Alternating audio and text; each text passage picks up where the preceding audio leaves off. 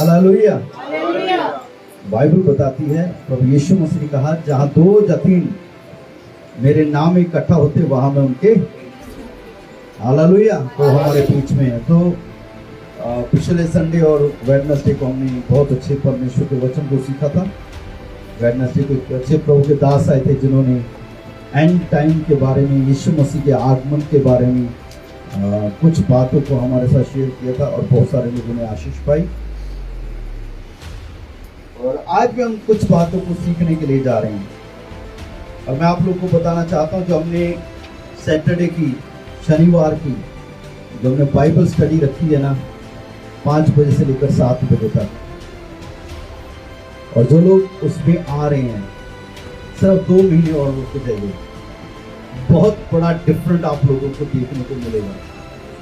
जो Bible study कर रहे हैं वो और हम जो सिर्फ संडे वाले दिन ही आते हैं, आपको फर्क दिखाई देगा। लेकिन मैंने ये बाइबल स्टडी भी कुछ कारणों से रखी है ताकि बहुत सारे लोगों को बहुत सारी बातों के बारे में नहीं पता है। जो लोग कहते हैं मैं बीमारों पर हाथ रखता हूं और बीमार चंगे हो जाते हैं, लेकिन उनको ये पता नहीं होता है यीशु मसीह कहां पैदा हुआ। कुछ लोग कहते हैं बस चिन्ह चमत्कार होने लगे हैं, दुष्ट आत्माएं निकलने लगी हैं, बस मेरा काम खत्म, अब मुझे सीखने की जरूरत नहीं है। पर हर एक विश्वासी को यीशु मसीह के बारे में जानना जरूरी है। बहुत सारे लोग नहीं जानते कि यीशु मसीह कौन है। सिर्फ इतना पता है यीशु मसीह चंगा करने वाला है, यीशु मसीह माफी करने वाला है, लेकिन इससे ज्यादा कुछ भी नहीं जानते हैं। लेकिन जितना हम जानते हैं उतना हम लोगों के साथ शेयर कर सकते हैं। लेकिन कभी भी हमारी जो सीखने की जो तमन्ना है ना, वो खत्म नहीं होनी चाहिए। हमारे अंदर जो परमेश्वर के वचन को सीखने की भूख और प्यास बढ़ते रहनी चाहिए। मैं आप लोगों को बताना चाहता हूँ, एक दिन ऐसा आएगा जब हमारे पास वचन नहीं होगा, वचन का अकाल पड़ जाएगा। आज हमारे पास मौका है, हम परमेश्वर के वचन को सीखें। और इन दिनों में मैं कोशिश कर रहा हूँ कि कुछ ऐसे पॉइंट्स सिखाऊं आप लोगों को, क्योंकि आप लोगों ने शायद पिछले दिनों से नोटिस किया या नहीं किया, लेकिन मैंने प्रचार करने का थोड़ा सा तरीका बदल दिया है।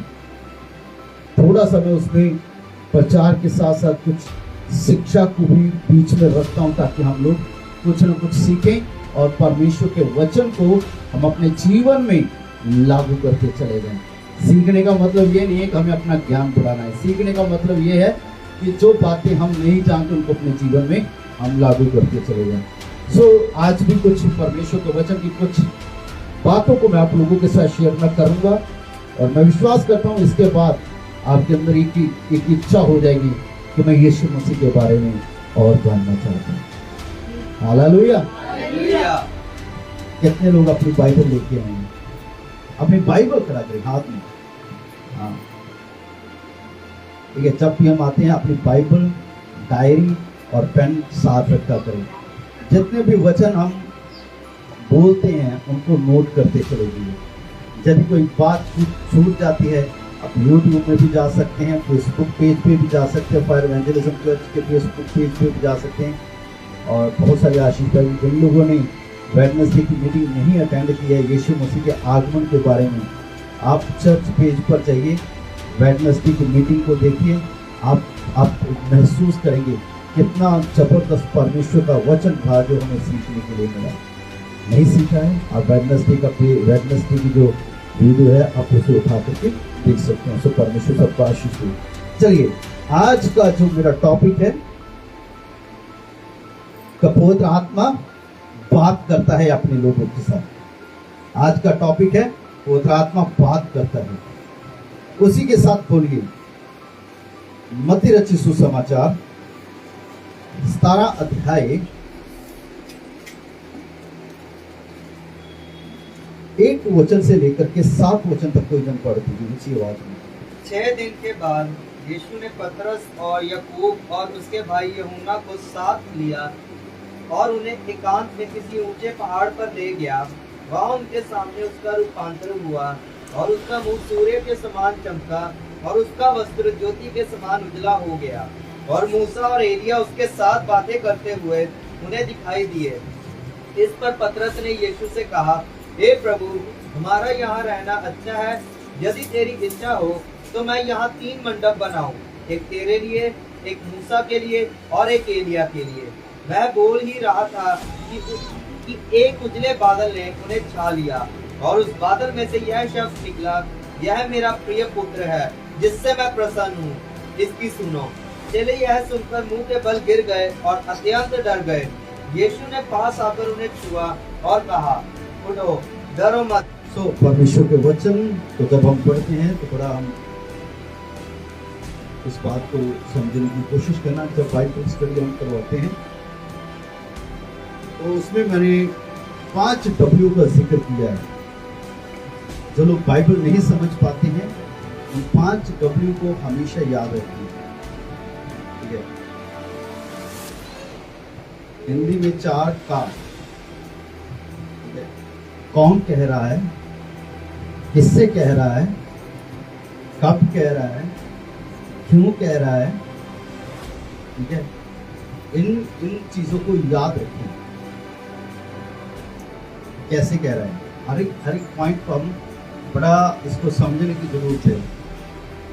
तो मैंने पिछले दिनों में भी इस बात को सिखाया था कि जब बाइबल पढ़ते हैं नई बात समझ आती तो पहले उसको जांच सुने, उसको अच्छे से पढ़े। कौन बात कर रहा है, किसके साथ कर रहा है, कब कर रहा है, हालात कैसे हैं और कैसे किस ट्यून में बात कर रहा है और क्यों बात कर रहा है ना। जब ये चीजें आप क्वेश्चन रख करके बाइबल को पढ़ेंगे तो मुझे पता है कि आप बाइबल को बहुत अच्छे से समझ पाएंगे। हालेलुया।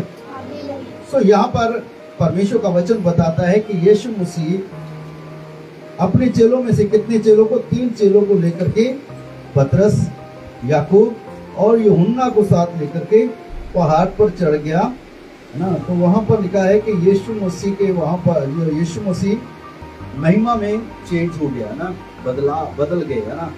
तो ये जो दृश्य था, तब जो वहां पर एक जो बड़ी जबरदस्त घटना घटती है वो ये है कि यीशु मसीह के साथ बात करने के लिए मूसा और एलिया वहां पर आते हैं। फिर आगे हम जब पढ़ते हैं तो पतरस, यूहन्ना और याकूब जब देखते हैं कि यीशु मसीह के साथ मूसा और एलिया बात कर रहे हैं, तो जब यीशु मसीह प्रार्थना करके आए तो उन्होंने कहा, प्रभु हम अच्छा है कि हम यहाँ पर हैं, तेरी आज्ञा हो तो क्या हम यहाँ पर 3 मंडप बनाएं।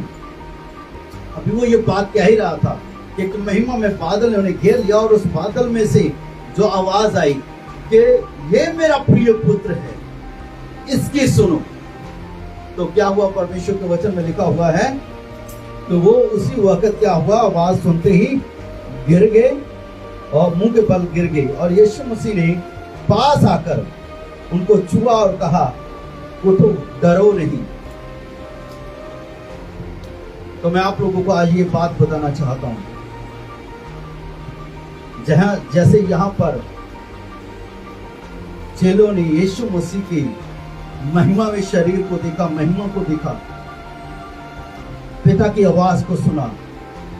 मेरी दुआ है परमेश्वर के सामने कि आज से आपके साथ भी ऐसा होने लगे कि आप उसकी महिमा को देखें और उसकी आवाज को सुने और पहचाने कि वो आपके जीवन से क्या करने वाला है और उसकी इच्छा क्या है। Hallelujah, hallelujah. इस बात को हमेशा याद रखिए, परमेश्वर की योजना हम सबके जीवन में है, परमेश्वर का प्लान है हमारे सबके जीवन के लिए। लेकिन जब हम उसकी सुनेंगे तो वो बातें हम पर प्रकट हो जाएंगी। हालेलुया। हो सकता है कि आज के समय में हम लोगों को देख करके चल रहे हैं, अपनी सोच के हिसाब से चल रहे हैं, जैसा किसी ने बोल दिया वैसा चल रहे हैं। पर इन दिनों में आने वाला समय है जब आप परमेश्वर की आत्मा की आवाज को सुनेंगे और उसकी आवाज के पीछे चलेंगे। हालेलुया, हालेलुया, सब बोले आमीन। ऐसा हमारे साथ आज होने पाए यीशु के नाम में। तो मैं आपको कुछ बातों को बताना चाहता हूँ कि परमेश्वर बात करता है, परमेश्वर का आत्मा बात करता है। तो उसके लिए चाहिए हमारे लिए कुछ बातों को जान लेना। शायद हो सकता है कि इस पूरे को एक्सप्लेन ना कर पाऊं, लेकिन ये मेरा 2 घंटे की टीचिंग जिसको मैं आधे घंटे में आप लोगों के साथ शेयर करके बंद करूंगा। आपको पता है कि मूसा के साथ परमेश्वर ने कब बात की थी, कैसे बात की थी? हाँ जी, हाँ वो तो है, लेकिन कहाँ बात की थी परमेश्वर ने? झाड़ी में आग लगी हुई थी, है ना? तो मूसा ने दर्शन देखा है और वो जैसे उसके पास जाता है, उस झाड़ी में से आवाज आती है, उस आग में से आवाज आती है, मेरे पास नजदीक मत आ, पहले अपनी चूक में उतार। परमेश्वर बात करता है, मूसा के साथ बात किया।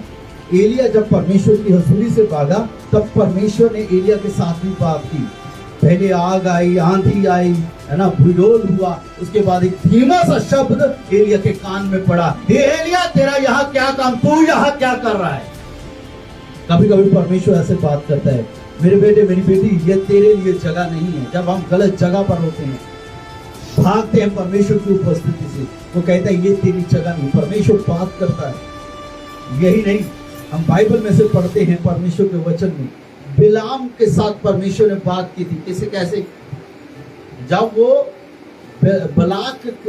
बिलाम ने क्या किया, बलाक से कुछ पैसे ले लिए, कुछ घूस ले ली, ताकि इस्राएली लोगों को शराब दे।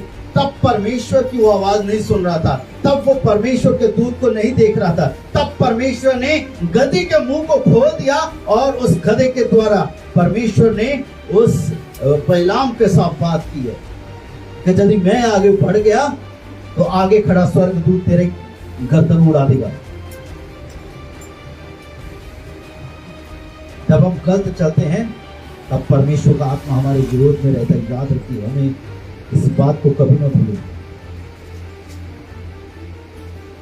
जब नमान कोढ़ी था तो एक छोटी सी बच्ची ने आकर के उसे सुसमाचार सुनाया, यीशु मसीह परमेश्वर के बारे में बताया कि यदि नमान हमारे भविष्यवक्ता के पास होता तो इस नमान ने परमेश्वर की आवाज को सुना और ये अलीशा के पास गया और शुद्ध हो गया।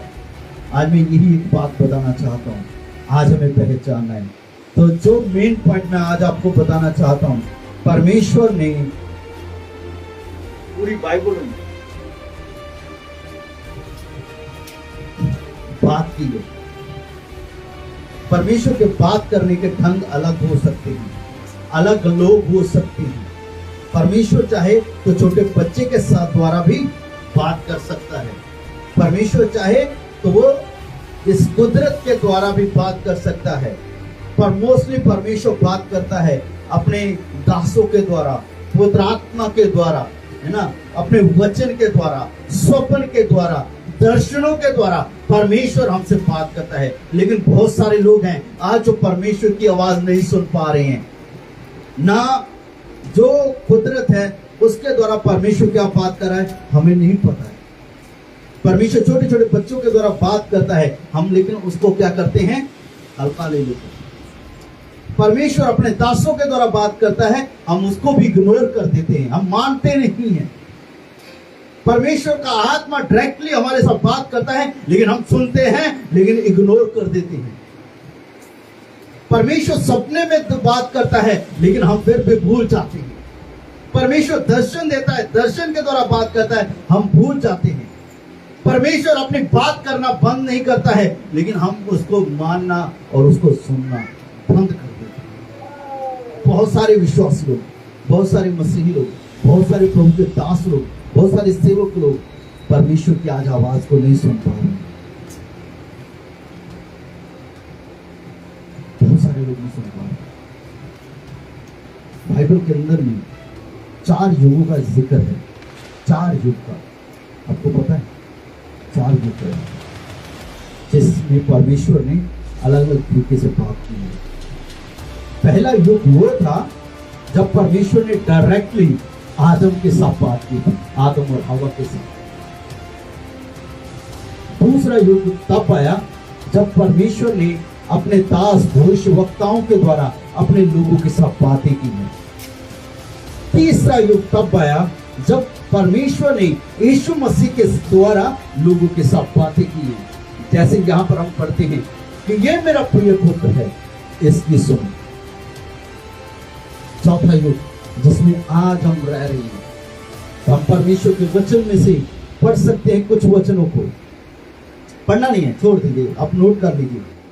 प्रकाशित वाक्य 2:7, 2:11, 2:17, 2:29, 3:6, 3:13 और 3:22। यहां पर लिखा हुआ है, जिसके कान हो वो सुन ले कि आत्मा कलीसियाओं से क्या बात कर रहा है। हम जिस युग में हैं वो पवित्र आत्मा का युग है। बहुत सारे लोग पवित्र आत्मा को नहीं मानते हैं। बहुत सारे लोग हैं जो पवित्र आत्मा से नहीं भरे हुए हैं। आज जरूरत है हम पवित्र आत्मा से भरें और उसकी आवाज को सुने कि वो हमसे क्या कह रहा है। मैं दोबारा बोलता हूं, प्रकाशित वाक्य 2:7, 2:11, 2:17, 2:29, 3:6, 3:13 और 3:22। ये 7 वचन मैंने दिए हुए हैं। 7 कलीसियाओं के बारे में परमेश्वर के वचन में लिखा हुआ है कि जिसके कान हो वो सुन ले कि आत्मा कलीसियाओं से क्या कहता है। सो परमेश्वर बात करता है, लेकिन जब वो बात करता है तो बाइबल में लिखा हुआ है वो अलग अलग रीति से बात करता है। लेकिन आज हमें जरूरत है हम उसको सुने, हम उस पर ध्यान दें। लेकिन आज कुछ पॉइंट मैं बताऊंगा आगे चल करके। लेकिन मैं एक बात बताना चाहता हूं, अफिसियों की पत्री 4:30 में लिखा हुआ है, पढ़िए।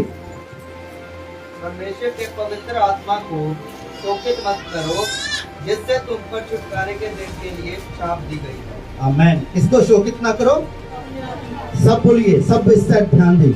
किसको शोकित नहीं करना है? पवित्र आत्मा को। क्योंकि इन दिनों में बात कर हम परमेश्वर किसके द्वारा बात कर रहा है? पवित्र आत्मा के द्वारा अपने लोगों के साथ बात कर रहा है। जो नहीं सुनता है परमेश्वर उसके साथ अपने दासों के द्वारा बात करता है।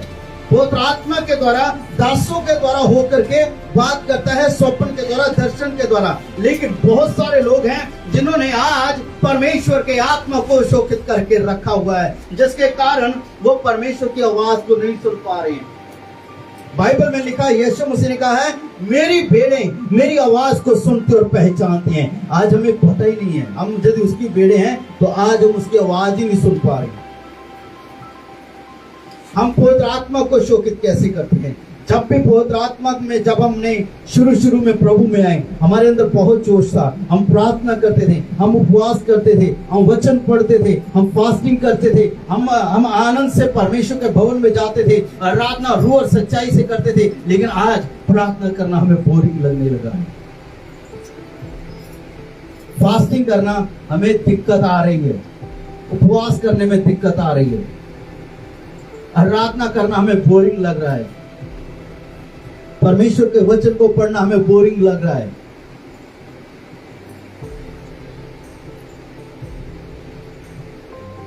लेकिन टीवी देखना, मोबाइल देखना, लोगों के साथ बात करना, ये हमें ज्यादा अच्छा लग रहा है।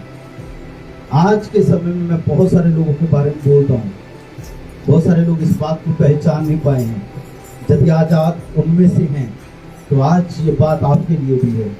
हो सकता है किसी टाइम में परमेश्वर की आत्मा ने आपसे कुछ बात की है, परमेश्वर की आत्मा ने आपके साथ कुछ बात की,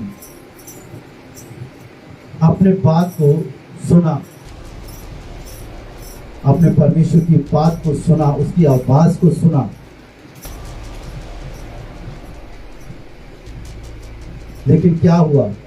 दुनिया में रहते हुए, संसार में रहते हुए, लोगों के बीच में रहते हुए हमने सुन तो लिया, लेकिन क्या किया? हम माने नहीं, हमने इग्नोर किया। रिजल्ट क्या हुआ? पवित्र आत्मा शोकित हो गया। हम पवित्र आत्मा से भरे हुए हैं, हम अन्य भाषा में दुआ कर रहे हैं, लेकिन इन दिनों में बहुत सारे ऐसे विश्वासी लोग और ऐसे मसीही लोग हैं जो परमेश्वर के आत्मा की आवाज नहीं सुन पा रहे डायरेक्टली, क्योंकि परमेश्वर का आत्मा शोक को हमने क्या किया है? शोकित किया हुआ है। मैं सीधी सी जो बात बोलना चाहता हूं, इस साइड मेरी तरफ ध्यान दीजिए, नहीं तो आप वचन खो देंगे। इस साइड ध्यान दीजिए, सब परमेश्वर के वचन की ओर ध्यान दीजिए। मैं जो बात बताने वाला हूं, आज ज्यादातर विश्वासी लोग, ज्यादातर मसीही लोग क्यों पाप में गिर गए हैं। जो बंदा प्रार्थना नहीं करता है रेगुलरली, वो परमेश्वर के विरुद्ध पाप करता है। जो बंदा प्रार्थना नहीं करता है वो पाप करता है। जो बाइबल नहीं पढ़ता है वो पाप करता है। रिजल्ट क्या निकला? परमेश्वर के आत्मा ने एक समय में आपके साथ बात की, मेरे बेटे मेरी बेटी आज तुझे ये काम करना है। हमने क्या किया? इग्नोर कर दिया, माहौल नहीं मिला, हालात नहीं मिले कि हम उस काम को कर सके। लेकिन उसके कारण क्या हुआ? जो हमने नहीं किया, जो पवित्र आत्मा ने कहा था, तो क्या हुआ? हमने पवित्र आत्मा को शोकित किया कि हम भाई प्रार्थना की, अन्य भाषा में गाया, हम भरे, लेकिन पवित्र आत्मा ने आपके साथ यदि बात नहीं की तो समझ लीजिए कि पवित्र आत्मा को आपने शोकित किया हुआ है। कहीं ना कहीं, किसी ना किसी जगह पर, किसी ना किसी पॉइंट पर हमने पवित्र आत्मा को शोकित किया हुआ है, जिसके कारण आज पवित्र आत्मा हमारे साथ बात नहीं कर रहा है।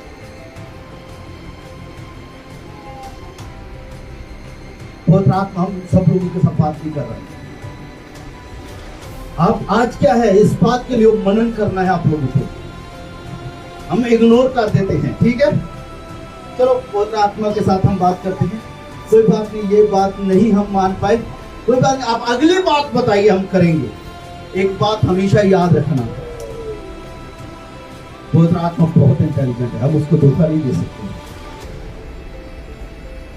तब तक वो आपके साथ बात नहीं करता है, मेरा खुद का एक्सपीरियंस है, तब तक वो मेरे साथ बात नहीं करेगा जब तक जो गलती मैंने की है उसकी बात ना मानकर, जब तक मैं उस गलती की माफी नहीं मांगूंगा, डायरेक्टली वो वर्ड इस्तेमाल नहीं करूंगा। कल परमेश्वर के दास आए थे परमेश्वर के वचन की शिक्षा देने के लिए। उन्होंने कल एक पॉइंट बहुत अच्छा बताया था उनके बारे में। जब भी दाऊद से कोई गलती होती थी, वो परमेश्वर के सामने जाता और उसको बताता, क्लियरली बताता, हाँ मैंने गलती की है, हाँ मैंने उस औरत की तरफ गलती से देखा है, जब उसके साथ पाप में गिर गया हूं, वो क्लियरली बताता है परमेश्वर के साथ। उसकी इस खर्राई का कारण क्या हुआ? परमेश्वर की दया उसके जीवन में बनी रही। लेकिन आज क्या लोग कर रहे हैं? गलती कर देते हैं, गुनाह कर देते हैं, पाप कर देते हैं परमेश्वर के साथ में रहते हुए। तो क्या होता है? हम कहते हैं प्रभु मुझे माफ कर, मुझसे गलती। लेकिन किस बात की गलती होगी? हम माफी मांगते हैं, लेकिन किस बात के लिए? कभी आपने गौर किया है? परमेश्वर बहुत क्या नाम है, साफ साफ बात करता है, और वो चाहता है कि उसके बच्चे बिल्कुल साफ साफ रहें। हो सकता है हमारी गलतियां आज के समय में ज्यादा हो सकता है हम परमेश्वर को टाइम ना दे रहे हो सकता है कि हम उसके उलट क्या हो चुका है, हम पाप में पड़ चुके हैं, हम चुगली करने लगे हैं, हम निंदा करने लगे हैं, हम बुराई करने लगे हैं, हम बुराई को खोजने लगे हैं लोगों के जीवन में। रिजल्ट क्या होगा? आज हम बहुत पीछे जा चुके हैं। याद रखिए, मैं आप लोग को बताना चाहता हूं, जो बंदा परमेश्वर की हजूरी में चलता है, आत्मा में गाता, बजाता, आराधना करता, वचन पढ़ता, प्रार्थना करता है, परमेश्वर की आवाज को, परमेश्वर की आत्मा की आवाज को सुनता है, लेकिन उसको पता ही नहीं रहता है कब वो गिरा, और इतनी दूर गिरा, इतनी दूर चला गया तो उसको खुद एहसास नहीं है। वो चर्च में है, वो आराधना में है, वो प्रार्थना में है, लेकिन प्रभु के साथ जो रिश्ता था, उसके साथ जो वार्तालाप थी, उससे वो बहुत दूर जा चुका है। कल प्रभु के दास बता रहे थे, जब हम पश्चाताप करते हैं तो जितनों ने पश्चाताप किया है उन्होंने 3 दिन का उपवास किया है ना।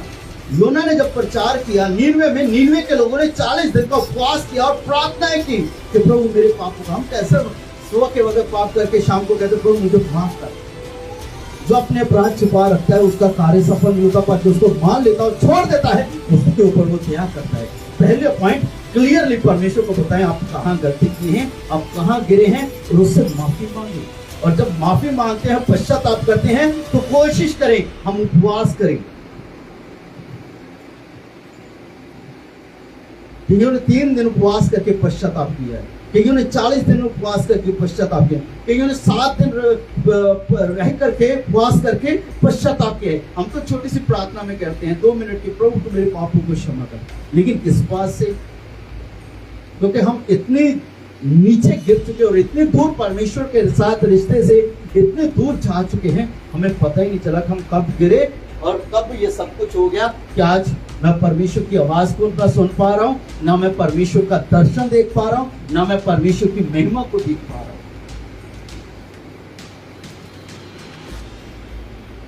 मैं यही एक बात आज आप लोगों को बताना चाहता हूं। सबसे पहले काम क्या करें? जो गलती, जो पाप हमसे हुआ है, परमेश्वर को क्लियरली बताएं, प्रभु मुझसे गुनाह हुआ, मुझे माफ करिए। 3 दिन का उपवास करिए, पश्चाताप करिए और कोशिश करिए उसके साथ बात करते रहिए जब तक वो बात करना नहीं शुरू करता है। जब आप क्लियर होंगे उसके साथ, तब वो आपके साथ बात करेगा। पता है कब बात करेगा? तब वो रिमाइंड कराएगा। मुझे रिमाइंड कराया हुआ है, मैंने तुझे ये काम किया था, वो बोला था करने के लिए, तुमने नहीं किया। पहले वो कर, आगे का स्टेप मैं बताता हूँ। आज के समय में लोग ज्यादातर शॉर्टकट चाहते हैं। ठीक है, ये काम नहीं हुआ, चलो अगला काम कर लेते हैं। तब तक परमेश्वर का आत्मा हमें अगला असाइनमेंट, अगला काम करने के लिए नहीं बताता है, जब तक वो उसका पहला किया हुआ काम जो उसने हमको दिया नहीं करते हैं।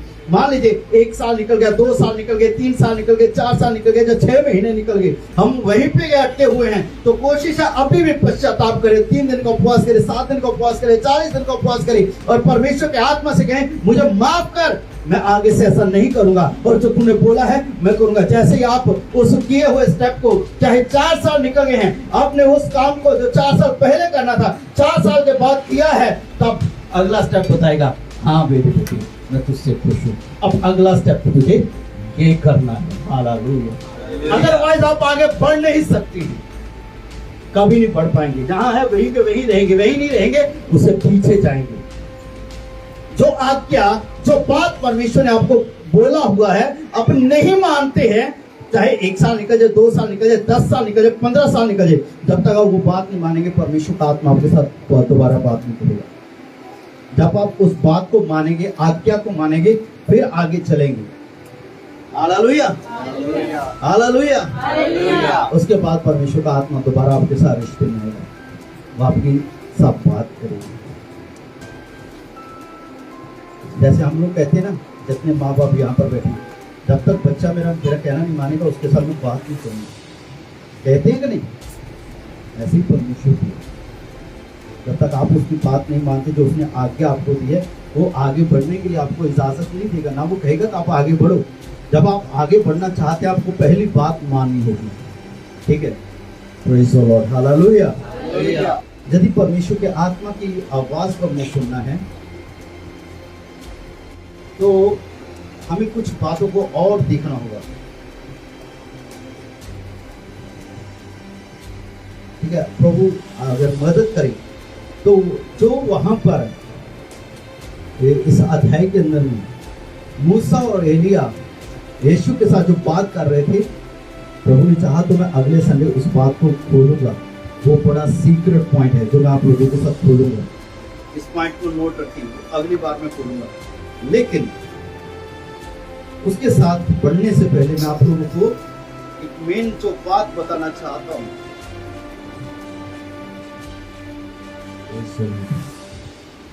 इसका 17 का एक क्वेश्चन दोबारा बोलो।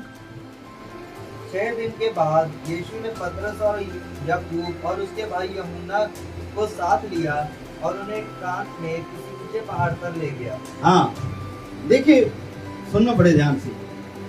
परमेश्वर बड़ा सिस्टमैटिकली काम करता है। परमेश्वर के पास कोई शॉर्टकट नहीं है, वो बड़ा सिस्टमैटिकली और स्टेप बाय स्टेप काम करता है। तो यहां पर लिखा हुआ है, यदि आप चाहते हैं कि परमेश्वर का आत्मा आपके साथ बात करे, क्योंकि हम अंत के दिनों में हैं, जो पवित्र आत्मा का युग है और परमेश्वर पवित्र आत्मा के द्वारा अपने लोगों के साथ बात करता है। यदि आप चाहते हैं और यदि आज तक आपने परमेश्वर के आत्मा की आवाज को नहीं सुना है, तो मैं आपको बताना चाहता हूं, यदि आप चाहते हैं तो परमेश्वर का आत्मा आपके साथ बात कर सकता है। जो इस जगह पर मेन पॉइंट है, उसकी ओर मैं आप लोगों का ध्यान ले जाना चाहता हूं कि यीशु मसीह ने पतरस को, याकूब को, यूहन्ना को साथ लिया और कहां पर लेकर के गए? पहाड़ पर। हालेलुया। यदि आप परमेश्वर के आत्मा को आवाज को सुनना चाहते ना, तो जरूरी है कि आप उसके आत्मा के साथ में, जैसे यहाँ पर यीशु मसीह के सारे चेलों को नहीं लेकर के गए, जबकि उस वक्त जितनों की भीड़ यीशु मसीह के साथ थी, हजारों की भीड़ थी वो। लेकिन पहाड़ पर यीशु मसीह किनको लेकर के गया? सिर्फ 3 लोगों को, पतरस को, है ना, याकूब को और यूहन्ना को। सिर्फ 3 लोगों को अगुवाई करके, अपने आप अगुवाई करके उनको पहाड़ पर लेकर के गया है यीशु मसीह। यदि आप परमेश्वर के आत्मा की आवाज को सुनना चाहते हैं तो आपको ऊंचाई पर आना पड़ेगा। हालेलुया।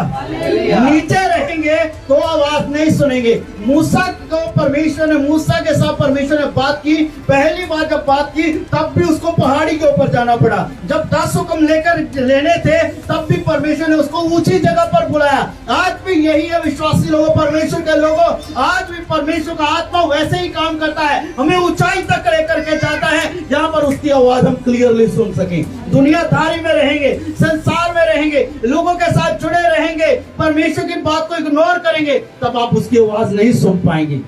इन 3 लोगों को लेकर के गया है। क्यों 3 लोगों को लेकर के गया है? आज एक बहुत बड़ा सीक्रेट बताना चाहता हूं जो आज हमें भी जानने की जरूरत है। क्यों 3 लोगों को, बाकी 6 लोगों को क्यों नहीं लेके गए? हाँ जी, hallelujah, praise the Lord, hallelujah, hallelujah.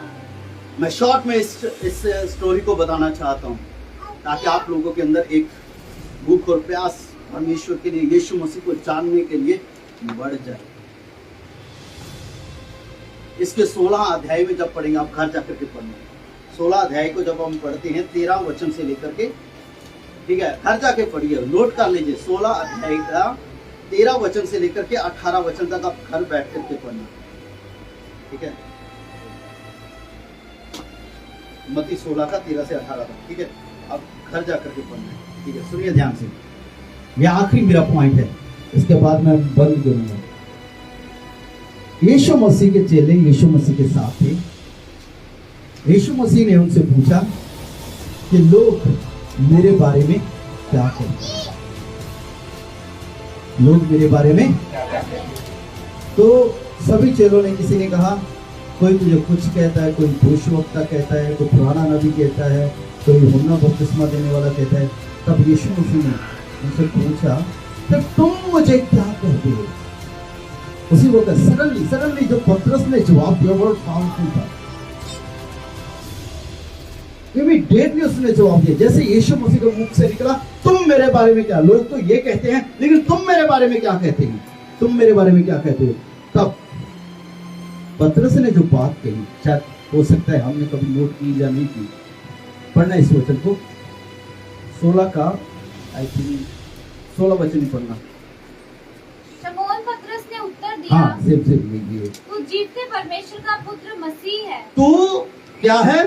जीवते परमेश्वर। उसी वक्त ये है परमेश्वर के लोगों। आज हम यीशु मसीह के बारे में किसी के साथ बात करनी हो तो हमारे पास वर्ड नहीं होते हैं, हम क्या बताएं, क्योंकि हमें पता ही नहीं होता है। क्या कहा पतरस ने? दोबारा इस वचन को। शमौन पतरस ने उत्तर दिया, शमौन पतरस ने उत्तर दिया, तू जीवते परमेश्वर का, तू जीवते परमेश्वर का पुत्र मसीह है, पुत्र मसीह है। Hallelujah, hallelujah. कौन है यीशु मसीह? आज हम उसकी पहचान कितनी करते हैं, हम क्या कहते हैं उसके बारे में? पतरस ने उसी वक्त जवाब दिया कि तू जीवते परमेश्वर का पुत्र मसीह है। और यीशु मसीह ने क्या रिप्लाई दिया आगे? यीशु ने उसको उत्तर दिया, हे शमौन योना के पुत्र, तू धन्य है, क्योंकि मांस और लहू ने नहीं परंतु मेरे पिता ने जो स्वर्ग में है यह बात तुझ पर प्रकट की है। आमेन, हालेलुया। जब तक परमेश्वर पिता हम पर प्रकट नहीं करता, हम यीशु मसीह के बारे में हम तुक्के लगा सकते हैं कि यीशु मसीह भी और देवी देवताओं की तरह है, पर यीशु मसीह अलग है।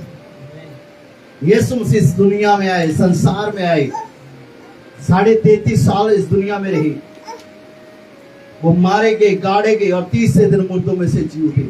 वो मरे किसके लिए? हमारे लिए। कौन किसके पाप उठाए? हमारे उठाए। दुख किसका उठाया? हमारा उठाया। गम किसके उठाए? हमारे उठाए। बोझ किसके उठाए? हमारे उठाए। शराब किसके उठाए? हमारे उठाए। वो हमारे लिए मारा गया, वो अपने लिए नहीं, वो पूरे संसार के लिए, जिसमें मैं भी हूँ, आप भी हैं, बड़ा भी है, ऊंचा भी है, और जो नीचा है, छोटा है, सबके लिए, अमीर है, गरीब है, सबके लिए, जो इस धरती के ऊपर प्राणी है, परमेश्वर उन सबके लिए इस दुनिया में आए और मारेंगे और गाड़ेंगे और छीन उठे। हालेलुया। पतरस ने कहा कि तू जीवते परमेश्वर का पुत्र मसीह है। हालेलुया। आज हम इसको कितना बोल सकते हैं और कितना जानते हैं कि सचमुच में परमेश्वर का पुत्र मसीह। हम उसकी पहचान कैसे करते हैं, हम उसके बारे में हमारी जो राय है, आज हम कितना उसको पहचानते हैं कि यीशु मसीह कौन है। हमारा आज जो एक पर्सनल जो रिश्ता है, निजी रिश्ता है यीशु के साथ में, उसको पहचानने की जरूरत है कि आज हम उसके बारे में कितना जानते हैं। और जब हमसे क्वेश्चन किया जाए तो मैं क्या कह सकता हूं। कुछ लोग का जो रिश्ता जो सही तरीके से है ना यीशु के साथ, वो कहेंगे वो मेरा प्रिय मित्र है, वो दुख में सांत्वना देने वाला है, बीमारियों से चंगाई देने वाला है, वो जीवते परमेश्वर का पुत्र मसीह है, वो जीवता परमेश्वर है, वो आदि में जो वचन था, शब्द था, वो है।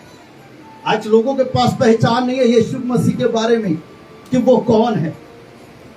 मैं बताना चाहता हूं 3 लोगों को यीशु मसीह साथ लेकर के गए हैं, क्योंकि वो लोग इस बात में एग्री हुए हैं कि तू सचमुच जीवते परमेश्वर का पुत्र मसीह है। जब हम यीशु की पहचान में बढ़ते हैं, जब हम यीशु मसीह के बारे में जानते हैं, यीशु मसीह के बारे में परमेश्वर के वचन से, यूट्यूब से अलग अलग जो परमेश्वर के दासों को सुनते हैं, खोज करते हैं यीशु मसीह कौन है, तब जाकर के जब हम धीरे धीरे यीशु मसीह के बारे में जानने लगते हैं, तब परमेश्वर का आत्मा क्या करते हैं, प्रार्थना में, आराधना में, और जो हमें परमेश्वर के पुत्र की पहचान हुई है उसके कारण से हम धीरे धीरे अलग होते जाते हैं। हम पहाड़ी पर चढ़ते जाते हैं, हम एक ऐसी जगह पर चढ़ते जा रहे हैं जहां पर हमें परमेश्वर की महिमा दिखाई देगी। हम एक ऐसी जगह पर चढ़ते जाएंगे जहां पर हम परमेश्वर की आवाज को सुन सकें। हालेलुया। आज परमेश्वर की यही चाहते हैं। फर्स्ट स्टेप, यीशु को जाने वो कौन है।